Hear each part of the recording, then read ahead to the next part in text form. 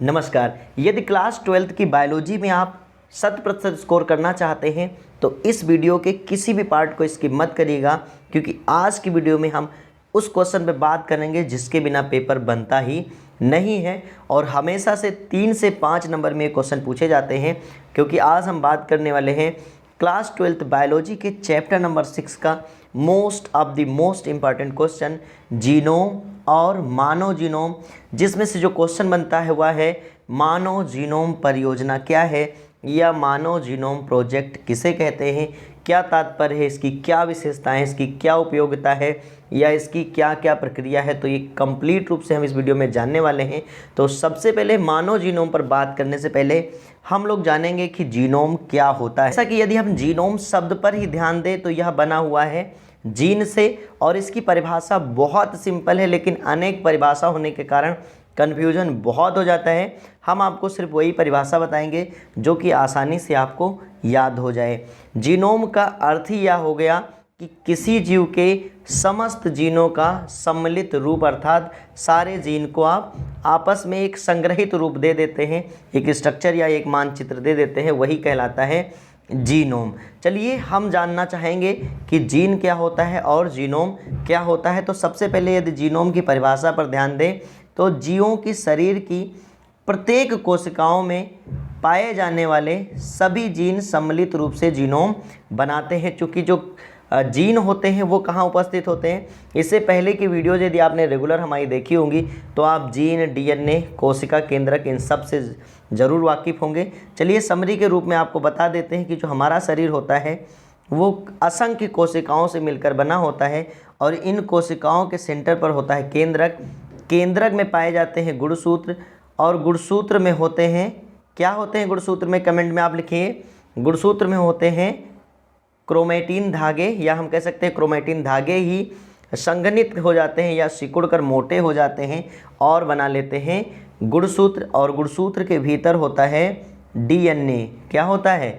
DNA. और DNA का वह छोटा सा छोटा खंड जिसमें आनुवांशिक सूचनाएं कोडांस के रूप में, जेनेटिक कोडांस के रूप में संग्रहित होती हैं, उन्हें हम जीन्स कहते हैं। अर्थात जितने भी हमारे डीएनए हैं उन सब के जो न्यूक्लियोटाइड्स का अनुक्रम है, यदि हम उनको एक साथ ले लेते हैं, न्यूक्लियोटाइड का अनुक्रम क्या था?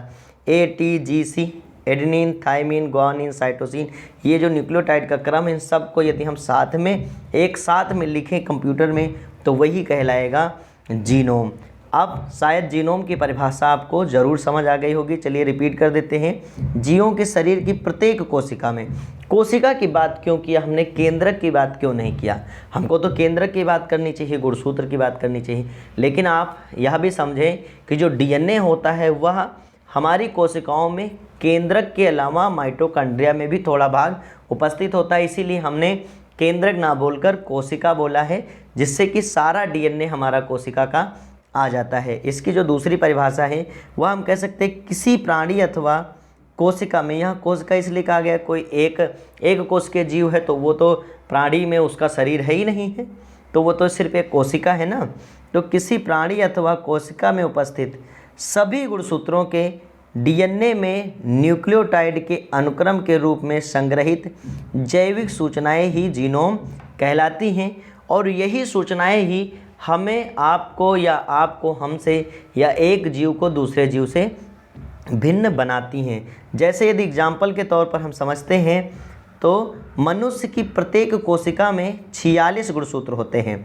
इन सभी गुणसूत्रों पर उपस्थित लगभग 30,000 सक्रिय तथा अक्रिय मानव जीनोम, जीन्स जो होते हैं वो मानव जीनोम को प्रदर्शित करते हैं। आप समझ में आया कि मनुष्य की प्रत्येक कोशिका में लगभग 46 गुणसूत्र होते हैं। कितने गुणसूत्र होते हैं? 46 गुणसूत्र। इन सभी गुणसूत्रों पर उपस्थित लगभग 30,000, जिसमें सक्रिय और अक्रिय दोनों मिला दिया गया है, और एनसीईआरटी के हिसाब से डाटा यदि कहें तो 20,000 से 25,000 के बीच सक्रिय तथा अक्रिय जीन्स मानव जीनोम को प्रदर्शित करते हैं। अब यदि बात करें कि जीनोम शब्द सबसे पहले किसने दिया था, तो जीनोम शब्द सबसे पहले दिया था विंकलर ने। किन्होंने दिया था? विंकलर ने। ये नाम आप याद रखिएगा, ज़रूरी नहीं है लेकिन आप थोड़ा बहुत याद जरूर रखें। विंकलर ने 1920 ईस्वी में दिया था। 1920 ईस्वी में जीनोम शब्द दिया था। अब यदि हम किसी आबादी या किसी जाति के सभी जीवों के जीनोम को, एक व्यक्ति का जीनोम हो गया लेकिन सारे जो जाति के सारे सदस्य हैं या एक आबादी के सभी जीवों का जीनोम यदि मिला देते हैं तो उसे हम कहते हैं जीनोम पूल या जीनोम कोष कहा जाता है, या जीन कोष कहा जाता है। जीन पूल या जीन कोष कहा जाता है। जीन कोष क्या ज़रूरत है ये भी बता देते हैं। जीन कोष की यह ज़रूरत है कि भविष्य में यदि हमारी टेक्नोलॉजी और ज़्यादा विकसित हो गई, जिससे जो हमारे अंदर कंप्यूटर में जीनोम एकत्रित किया गया है, संग्रहित किया गया है, डीएनए का अनुक्रम, और कोई जीव विलुप्त होने लगा, तो ऐसे में बिल्कुल संभावना है कि उस जीव को दोबारा मानव बना सकता है या वैसे अनुक्रम का जीव बना सकता है, क्योंकि हमारा वजूद, हमारा स्ट्रक्चर डीएनए की वजह से है। तो यदि ऐसा डीएनए बना लिया गया तो आगे चलकर जीव का निर्माण भी किया जा सकता है। इसीलिए जीन कोष का निर्माण किया जाता है, जिसमें उस जीव के जाति का जो जीनोम है वो एकत्रित किया जाता है, वो भी कंप्यूटर में एकत्रित किया जाता है। साथ साथ में आपको यह भी बता देते हैं कि जीनोमिक्स क्या है। यहाँ पर हमने लिखने के लिए जीनोमिक्स इसलिए नहीं दिया क्योंकि बहुत ज़्यादा इंपॉर्टेंट नहीं है जी, लेकिन जीनोमिक्स आप जान जाइए कि जो जीनोमिक्स शब्द है वह दिया था, या जीनोमिक्स का सबसे पहला प्रयोग किया था थॉमस रोडरिक नाम के वैज्ञानिक ने किया था। और इसका अर्थ ही यह हो गया कि जो जीनोम है उनका मानचित्र करना, मैपिंग करना, श्रृंखला का निर्धारण और विश्लेषण करना, और उस डाटा को कंप्यूटर में संग्रहित करना, और यही कहलाता है क्या, जीनोमिक्स कहलाता है। जीनोमिक्स इसी को कहा जाता है। यदि हम लोग अपनी सभी बात करते हैं कोशिकाओं में न्यूक्लियोटाइड की कुल संख्या कितनी हो सकती है, तो लगभग 3 बिलियन तक अभी पता लगाया जा सका है कि जो हमारे डीएनए होते हैं, समस्त डीएनए, वो 3 बिलियन न्यूक्लियोटाइड्स रखते हैं। तो ये भी डाटा आप याद भी रख सकते हैं, और नहीं भी याद होगा तो भी कोई बात नहीं है, आगे चलकर इनकी जिक्र हम लोग करने वाले हैं। तो अब हम सबसे इम्पॉर्टेंट पार्ट पे पहुंचते हैं। ये था जीनोम का परिचय। यदि वो सिर्फ पूछता है 1-2 नंबर में जीनोम क्या है, तब आपको लिखना है। लेकिन यदि मानव जीनोम पूछता है तो आपको यहीं से हेडिंग डालना है, मानव जीनोम प्रोजेक्ट। इससे बहुत टाइप के क्वेश्चन पूछे जाते हैं। मैं बार बार बोल रहा हूँ, इसको ज़रूर याद कर लीजिएगा, ठीक है। ह्यूमन जीनोम प्रोजेक्ट, चलिए बात करते हैं। तो सबसे पहले जानते हैं मानव जीनोम क्या होता है। तो मानव जीनोम मानव का अनुवांशिक पदार्थ है। चूँकि हम पहले ही समझा चुके हैं कि हमारा जो अनुवांशिक पदार्थ या डीएनए पर उपस्थित न्यूक्लियोटाइड का अनुक्रम है, उसी के वजह से तो आप एक दूसरे से भिन्न होते हैं। तो मानव जीनोम मानव का अनुवांशिक पदार्थ है जो डीएनए से बना होता है। मानव जीनोम गुणसूत्रीय डीएनए तथा माइटोकॉन्ड्रिया डीएनए से मिलकर बना होता है, जिसमें मानव की संपूर्ण अनुवांशिक सूचनाएं निहित होती हैं। बहुत सिंपल सी लैंग्वेज है, आसानी से आपको समझ आ गई होगी। प्रत्येक मानव एक दूसरे से भिन्न होता है, और यह भिन्नता उसकी अनुवांशिक व्यवस्था के कारण होती है। जो उसके अनुक्रम होते हैं डीएनए पर, उसके कारण ही यह विभिन्नता उत्पन्न होती है, और इसका निर्धारण उसके डीएनए पर उपस्थित अनुक्रमों द्वारा किया जाता है। अब हमारे पास टेक्नोलॉजी विकसित हो गई है जिससे हम इन अनुक्रमों को जान सकते हैं। तो अनुवांशिक अभियांत्रिकी, जेनेटिक इंजीनियरिंग जो है, तकनीकों द्वारा डीएनए का पृथक्करण अर्थात अलग करना कोशिका से, डीएनए खंडों की क्लोनिंग करना, इसको बैक्टीरिया में प्रवेश करवा के इसकी कई फोटोकॉपी, चूँकि मशीन नहीं होती, डीएनए की फ़ोटोकॉपी मशीन द्वारा नहीं कराई जाएगी। आगे चल के हम लोग डीएनए फिंगर प्रिंटिंग पढ़ने वाले हैं, वो भी बहुत ज़्यादा इंपॉर्टेंट है। आप वैसे ही जान गए होंगे डीएनए फिंगर प्रिंटिंग बहुत ज़्यादा इंपॉर्टेंट है, उसमें भी हम लोग क्लोनिंग की बात करेंगे। और यहाँ क्लोनिंग का अर्थ ये हुआ कि प्रतिलिपियाँ बनाना, लेकिन प्रतिलिपियों का मतलब ये नहीं कि फोटोस्टेट मशीन में डीएनए रखा और उसकी कई प्रतिलिपियाँ बन गई। इसके लिए डीएनए को इंजेक्ट कराया जाता है बैक्टीरिया में, और फिर उस बैक्टीरिया में द्विगुणन होता है, जिस कारण डीएनए की हमको कॉपी मिल जाती है। तो आज हमारे पास तकनीकी विकसित है जिससे हम लोग डीएनए को अलग कर सकते हैं कोशिका से और उसकी क्लोनिंग कर सकते हैं, तथा इन खंडों पर जो उपस्थित क्षारों का अनुक्रम है उसका निर्धारण भी हम कर सकते हैं। और इसीलिए सन 1990 में यूएसए ने ह्यूमन जीनोम प्रोजेक्ट की शुरुआत कर दी। ह्यूमन जीनोम प्रोजेक्ट की शुरुआत कर दी। ऐसे तो इसमें बहुत सारे देश सम्मिलित हैं, इसीलिए इसको महापरियोजना भी कहा जाता है। आगे चल के एक क्वेश्चन पूछा जाता है कि मानव जीनोम परियोजना को महापरियोजना क्यों कहते हैं, उसका भी आंसर हम आपको ज़रूर बताएंगे। तो बात करते हैं मानव जीनोम का रेखा चित्र कैसे होता है या काम कैसे करती है। तो हम मान लेते हैं कि यह मानव है और इससे सबसे पहले कोशिका निकाली जाएगी। यह कोशिका ब्लड के रूप में हो सकती है, ब्लड सैंपल या किसी के हिसाब से सैंपल निकाल करके उस कोशिका से गुणसूत्र को पृथक किया जाएगा। फिर गुणसूत्र से डीएनए को पृथक किया जाएगा। फिर डीएनए का जो न्यूक्लियोटाइड अनुक्रम है उनको अध्ययन के लिए संग्रहित किया जाएगा, विश्लेषित किया जाएगा जीनोमिक्स के द्वारा। इसे आप इस फिगर से भी समझ सकते हैं। यह फिगर हमने एनसीईआरटी से लिया है, जिसमें आप देख सकते हैं। अब इस फिगर को आपको बनाना नहीं है, चूँकि ये संभव ही नहीं है। इस क्वेश्चन पे आपको फिगर बनाना ज़रूरी नहीं है, लेकिन जो रेखा चित्र मैंने बनवाया है उसको आप बना दीजिएगा। इसमें एक मानव से कोशिका निकाली गई, कोशिका से गुणसूत्रों को निकाला गया है, फिर गुणसूत्रों से डीएनए को निकाला गया और फिर डीएनए के जो ATGC अनुक्रम है उनको क्या किया गया, कंप्यूटराइज कर दिया गया, जिससे ये डाटा सेव रहे हमारे बैकअप के रूप में, जिससे हमको आगे चल कर यदि कोई भी समस्या होती तो पता चलता है। अब हम लोग मानव जीनोम प्रोजेक्ट पढ़ रहे हैं तो इसकी विशेषता भी जानेंगे, इसकी उपयोगिता भी जानेंगे और कितना काम कर रहा है अभी तो आपको पता चलने वाला है कि मानव जीनोम प्रोजेक्ट हमारा जो प्रोजेक्ट है ये बहुत बड़ा प्रोजेक्ट है और साथ साथ में कितना यूजफुल प्रोजेक्ट है और इस पर बहुत सारा खर्चा भी इस प्रोजेक्ट पर होता है। चलिए आगे बात करते हैं हम लोग। तो आगे बात करने वाले हैं मानव जीनोम परियोजना के प्रमुख उद्देश्य, अर्थात इसके मेन एम्स क्या थे या मुख्य रूप से यह किस पे कार्य करती है। तो मानव जीनोम परियोजना या मानव जीनोम परियोजना में क्या किया जाता है, मानव जीनोम पर उपस्थित सभी क्षार युग्मों की संख्या तथा उनके अनुक्रमों का निर्धारण करना कि कितने क्षार युग्म उपस्थित हैं और उनका अनुक्रम कैसा होता है, इसको निर्धारित करना। मानव जीनोम पर उपस्थित सभी जीन्स को ज्ञात करना। अभी जीन्स बहुत सारे ज्ञात किए जा चुके हैं कि मानव में जीन्स कौन कौन से काज है, जिसमें बहुत सारे रोग वाले जीन्स भी पहचाने जा चुके हैं। इन सब चीज़ों को हम लोग धीरे धीरे जान ही तो रहे हैं। तो मानव के डीएनए खंडों में क्लोनिंग करके मानव के जीनोम का चित्रण तैयार करना, यह भी मानव जीनोम प्रोजेक्ट का एम है। अनुवांशिक विकार उत्पन्न करने वाले विभिन्न जीन की पहचान करना। और पांचवा पॉइंट होगा कि मानव जीनोम की उपलब्ध समस्त सूचनाओं को कंप्यूटरीकृत करना, अर्थात कंप्यूटर में सेव करना। ये थे इसके उद्देश्य। चलिए इसकी विशेषताओं को जान लेते हैं। तो मानव जीनोम की मुख्य विशेषताएं। अब ऐसा भी एग्ज़ाम में आप याद रखिएगा कि कुछ भी अलग तरीके से यदि पूछता है तो आपको अलग तरीके से ही लिखना है। जैसे उसने सिर्फ पूछा है आपसे क्या मुख्य उद्देश्य से, तो उद्देश्य लिखिएगा। यदि पूछा उसने उपयोगिता क्या है तो उपयोगिता लिखिएगा। यदि विशेषता पूछा है तो विशेषता लिखिएगा। अब उसने विशेषता पूछ रखा है पेपर में एग्जामिनर ने और आप यदि उद्देश्य लिख रहे हैं देन बहुत अच्छा नहीं लगेगा एग्जामिनर को। जो पूछा जाए क्वेश्चन लिखने का सही तरीका ये होता है कि स्पष्ट रूप से आप शुद्ध हैंड राइटिंग में लिखें, कंसेप्ट बेस्ड सारा लिखें और बहुत ज़्यादा थ्योरेटिकल ना करें चीज़ों को, एकदम कंसेप्ट रूप से पॉइंट वाइज लिखते जाएं जिससे कि एग्जामिनर को स्पष्ट रूप से समझ आए।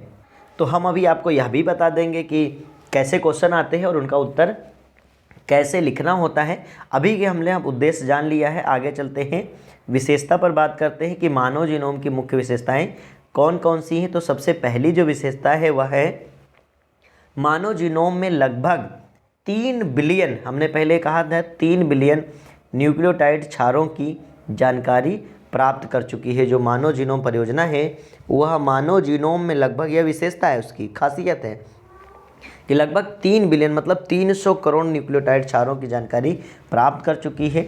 साथ साथ में मानव जीनोम में लगभग 30,000 जीन होते हैं, इसकी भी जानकारी किन्होंने प्राप्त कर लिया है, मानव जीनोम प्रोजेक्ट के द्वारा वैज्ञानिकों ने प्राप्त कर लिया है। साथ साथ में खोजे गए लगभग 50% जीनों के बारे में जानकारी ज्ञात हो चुकी है, अर्थात 50% का खोज अब जो हुआ है, लगभग 30,000 जो जीन खोजे गए हैं उसमें से मतलब 15,000 जीनों के बारे में हमको सही जानकारी मिल चुकी है कि यह जीन किस कार्य के लिए होता है। आगे चल के सारे जीनों पर जानकारी इसी परियोजना के थ्रू हमको प्राप्त होगी। प्रोस्टेट कैंसर के लिए जिम्मेदार जीन की खोज कर ली गई है। किसके द्वारा कर ली गई है? मानव जीनोम प्रोजेक्ट के थ्रू ही क्या कर लिया गया है कि जो प्रोस्टेट कैंसर होता था उसके लिए जो जिम्मेदार जीन है उसकी खोज कर लिया गया है, और जिससे कि अब इसका इलाज क्या हो सकता है, संभव हो सकता है। बात समझ में आ गई है। आगे अब हम बढ़ते हैं तो अगला पॉइंट हो जाता है पुनरावृत्त क्रम यानी अनुक्रम मानव जीनोम के एक बड़े भाग का निर्माण करता है। पुनरावृत्त क्रम का अर्थ होता है रिपीटेटिव सीक्वेंस, अर्थात हमारे जो जीन्स का क्रम होता है वह रिपीटेटिव होता है, अर्थात कुछ समय बाद फिर से रिपीट होता रहता है, रिपीट होता रहता है, रिपीट होता रहता है। इस प्रकार एक बहुत बड़े भाग का जो निर्माण होता है वह पुनरावृत्त अनुक्रम के द्वारा होता है। आगे हम बात करते हैं मानव जीनोम के विश्लेषण की विधि, यह भी एनसीईआरटी में मेंशन किया गया है, और आगे हम एनसीईआरटी पर भी बात करेंगे कि एनसीईआरटी में किस तरह से क्वेश्चन और किस तरह से टॉपिक दिए गए हैं। तो मानव जीनोम के विश्लेषण की प्रमुख जो विधि होती है उसमें दो विधियां हैं। नंबर 1 विधि है व्यक्त अनुक्रम घुंडी विधि। दो विधियां आपके एनसीईआरटी में मेंशन, हमने दोनों विधियां लिया था। तो सबसे पहली विधि की बात करते हैं, व्यक्त अनुक्रम घुंडी विधि क्या होती है। तो इसमें क्या किया जाता है कि इस विधि में एक क्रियाशील जीन के कोडिंग डीएनए से बने सक्रिय एमआरएनए का प्रतिलोम का मतलब होता है उल्टा अनुलिपीकरण कराया जाता है, अर्थात व्युत्क्रम अनुलेखन कराया जाता है, और इस विधि से प्राप्त डीएनए को पूरक डीएनए कहते हैं। और इस प्रकार प्राप्त जो सी डीएनए में कोडिंग क्रम को क्या कर दिया जाता है, एक अलग अनुक्रम में सेट करके अलग अनुक्रम हमको प्राप्त हो जाता है, जिससे इनके जो छोटे छोटे खंड होते हैं उनकी सहायता से हम उन पर उपस्थित क्षार युग्मों को समझ सकते हैं। और इसको हम रेखा चित्र से अगर समझें तो इसे कहते हैं एक्सप्रेस्ड सीक्वेंस टैग्स मेथड, अर्थात ESTS मेथड। और इम्पॉर्टेंट है कि इसमें से मानव की कोशिका से एक डीएनए को निकाला जाता है और फिर इससे बनाया जाता है mRNA। डीएनए से mRNA बनाने की प्रोसेस ट्रांसक्रिप्शन हमने आपको अच्छे से समझा दिया है। प्रोकैरियोटिक में भी, यूकैरियोटिक में भी, वो भी बहुत इंपॉर्टेंट है। यदि नहीं पढ़ा होगा तो चैनल में जा करके पढ़ लीजिएगा, क्योंकि इम्पॉर्टेंट बहुत है। और फिर mRNA से व्युत्क्रम अनुलेखन कराया जाता है, रिवर्स ट्रांसक्रिप्शन, क्योंकि डीएनए से तो mRNA बनता है, mRNA से डीएनए बनाने को कहते हैं रिवर्स ट्रांसक्रिप्शन। और यहाँ पर रिवर्स ट्रांसक्रिप्शन थ्रू cDNA बनाया जाता है, जिसे कंप्लीमेंट्री डीएनए या पूरक डीएनए कहा जाता है। और फिर इसके जो अनुक्रम होते हैं उनको अलग कंप्यूटर में सेव कर लिया जाता है। तो यह पहली विधि है, और इसका उपयोग जो है वो मानव जीनोम में नहीं किया जाता है। जो दूसरी विधि है उसका उपयोग मानव जीनोम में किया जाता है, और यह विधि है अनुक्रम टिप्पण विधि, सीक्वेंस एनोटेशन विधि।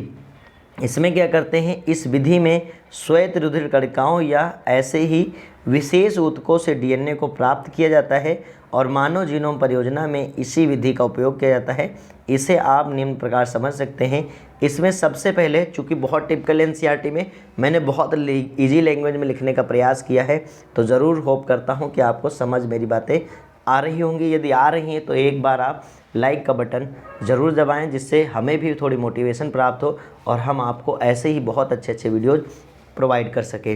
तो इसमें कोशिका के संपूर्ण डीएनए को पृथक करके इसे छोटे छोटे खंडों में बांट लिया जाता है। मतलब डीएनए को सबसे पहले अलग कर लिया गया और इसको काट लिया गया। अब आप सोचेंगे कि इसको काटेंगे कैसे, कैंची से काटेंगे? नहीं, इसको काटने के लिए एंजाइम्स होते हैं, जिनके बारे में हम आपको नेक्स्ट रिलेशन में पढ़ाएंगे। उसको कहते हैं जीन अभियांत्रिकी या डीएनए, उसमें डीएनए की प्रोसेस पढ़ेंगे हम लोग। डीएनए को काटा कैसे जाता है, लाइगेज एंजाइम का क्या काम होता है, इन सब के बारे में हम लोग वहाँ चर्चा करेंगे। अभी हमको ये जानना है कि कोशिका के संपूर्ण डीएनए को अलग करके इसे छोटे छोटे खंडों में विभाजित कर लेते हैं, और इसके बाद इन्हें विशेषीकृत वाहकों अर्थात वाहक का मतलब कैरियर होता है, ये विशेष वाहक होते हैं, जैसे BAC तथा YAC में प्रविष्ट कराया जाता है। अब बात आती है BAC क्या है, तो एनसीईआरटी की बुक में भी मेंशन किया गया है और हमने भी अपने इसमें लिया है, जिसको आपको लिखना ही पड़ेगा। BAC का अर्थ होता है जीवाणु कृत्रिम गुणसूत्र, या हम इसको कह सकते हैं बैक्टीरियल आर्टिफिशियल क्रोमोसोम। तथा YAC का अर्थ होता है ईस्ट कृत्रिम गुणसूत्र, ईस्ट में प्रवेश कराना, या हम कह सकते हैं ईस्ट आर्टिफिशियल क्रोमोसोम में प्रवेश कराया गया। डीएनए के खंडों को विशिष्ट परपोषी में क्लोनिंग कराई जाती है, अर्थात परपोषी के अंदर प्रवेश करा के इसकी कई प्रतिलिपियाँ बनाई जाती हैं। फिर इन खंडों पर उपस्थित क्षार युग्मों के अनुक्रमों का निर्धारण किया जाता है। इन अनुक्रमों को व्यवस्थित करने हेतु कंप्यूटर बेस्ड प्रोग्राम का प्रयोग किया जाता है और साथ साथ में इसी का यूज करके सभी मानव गुणसूत्रों में 22 जोड़े ऑटोसोम्स व XY लिंग गुणसूत्रों के अनुक्रम को ज्ञात किया जा चुका है मानव जीनोम परियोजना की मदद से। और यह जो विधि थी, इस विधि का नाम था अनुक्रम टिप्पण विधि और इसी के हेल्प से ऐसा किया जा चुका है। अब हम बात करेंगे मानव जीनोम परियोजना के अनुप्रयोग क्या क्या हैं या उपयोगिता क्या क्या है। तो इसमें दो हेडिंग हो सकती है।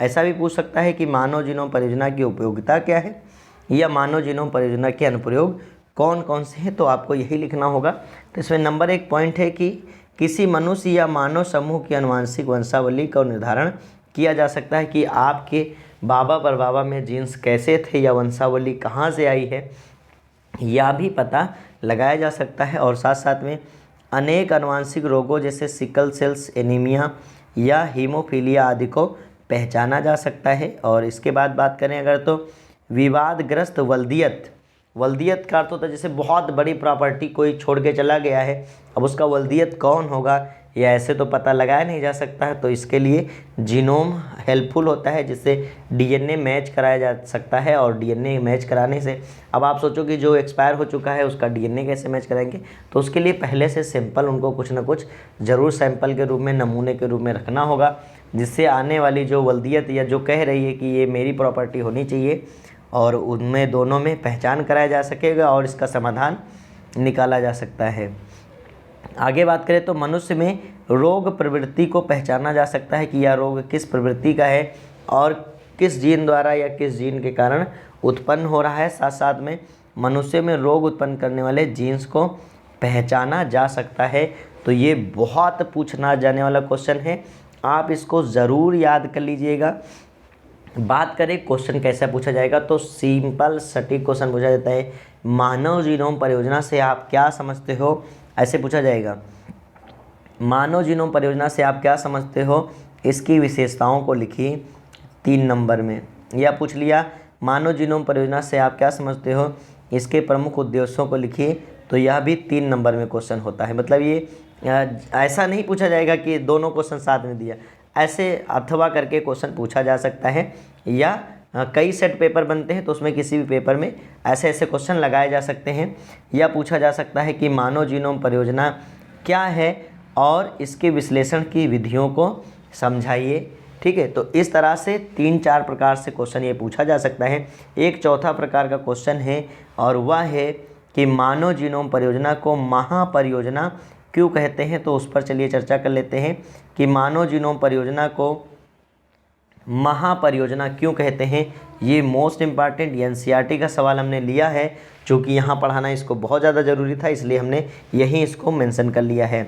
तो मानव जीनोम परियोजना को महापरियोजना क्यों कहा गया, क्योंकि मानव जीनोम परियोजना निम्न कारणों से महापरियोजना भी कही जाती है। ऐसा पूछा जा सकता है कि महापरियोजना या महाजीनोम परियोजना क्या है, तो मानव जीनोम, चूँकि मानव बहुत ज़्यादा इम्पॉर्टेंट रखता है इसलिए इसकी परियोजना भी महापरियोजना ही होगी।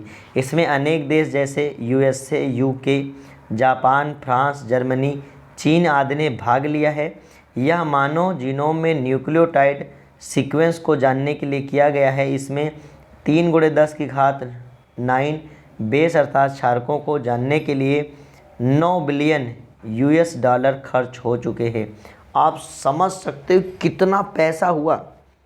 $1 की कीमत लगभग 73 रुपये है, तो 9 बिलियन कितना ज़्यादा हो गया, आप स्वयं समझिएगा। इतना ज़्यादा खर्चा मानव जीनोम पर किया जा चुका है, इसीलिए इसको महापरियोजना कहते हैं। अब आगे जरा हम आपको एनसीईआरटी में भी दिखा देते हैं कैसे मेंशन है।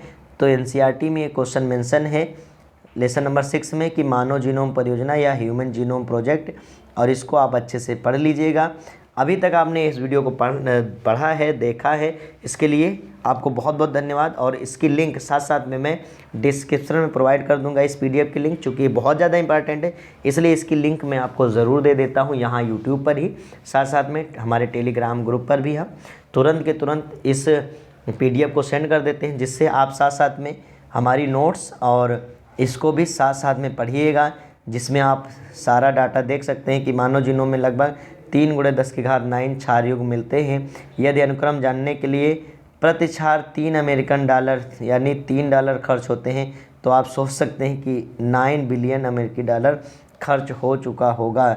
ठीक है, बहुत सारा चीज़ें आप इसमें जानेंगे, बहुत सारी बातें सीखेंगे। NCERT की जो बुक होती है बहुत अच्छी होती है और इसी से डाटा लिया जाता है और यही डाटा जो है वह मान्य है। जैसे मानो DNA में मिलने वाले HGP के कुछ महत्वपूर्ण लक्ष्य, HGP का अर्थ होता है ह्यूमन जीनोम प्रोजेक्ट के लक्ष्य निम्नलिखित हैं, जैसे लगभग 20,000 से 25,000 सभी जीन्स के बारे में पता लगाना।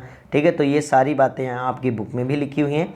यदि बुक नहीं है तो आप इस PDF से भी इसको ज़रूर पढ़ लीजिएगा। देखिए, मानव जीनोम की मुख्य विशेषताएं हमने भी लिखा दिया है 5 पॉइंट्स, और इसमें भी करीब 6-7 पॉइंट दिए गए हैं, तो इनको भी आप 6-7-8 पॉइंट दिए गए हैं, देखिएगा और ज़रूर तैयार कर लीजिएगा, या मतलब समझ लीजिए कि आप ये इम्पॉर्टेंट बहुत ज़्यादा है, आज के आज ही इसको तैयार कर लीजिएगा। चलिए मिलते हैं नेक्स्ट वीडियो में, तब तक के लिए अपना ख्याल रखिए, हंसते रहिए और यूं ही पढ़ते रहिए, और इसके बाद आप इसको रिवाइज करिएगा। हम मिलते हैं आपको नेक्स्ट वीडियो में। Thank you.